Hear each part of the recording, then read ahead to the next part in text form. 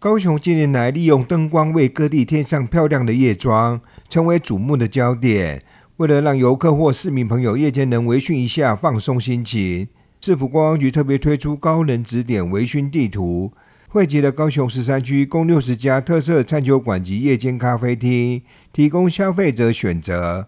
其实高雄不只是白天好玩，其实高雄的晚上也非常好玩。那我们最近观光局特别推出高人指点微醺地图，就是要让所有的观光客跟市民朋友晚上就来高雄微醺一下。那这一份地图呢，我们总共囊括了包括30家我们高雄的这个酒吧，那还有这个17家的这个餐酒馆，那还有13家的所谓居酒屋，有含这个烧肉的部分，所以有好吃有好喝。那非常欢迎所有的市民朋友跟观光客能够利用各种廉价的时间或者是平日，就到我们高雄这一些晚间夜间的酒吧来消费。那最重要的是，不只有这些酒吧，不只有这一些餐酒馆和这个居酒屋，其实还有这种深夜咖啡馆，非常具有人文气息。所以欢迎市民朋友可以到晚上的时候也可以走走。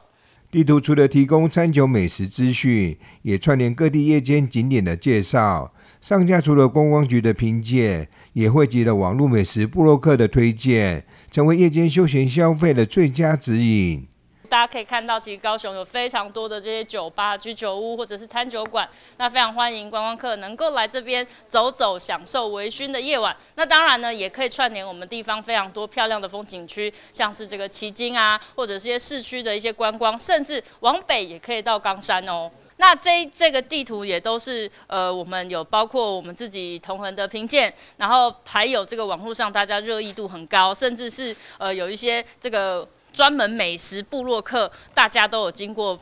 评选的，所以特别推荐给大家。那第二个部分呢，哪里可以拿到这些地图呢？在一些我们重要的这个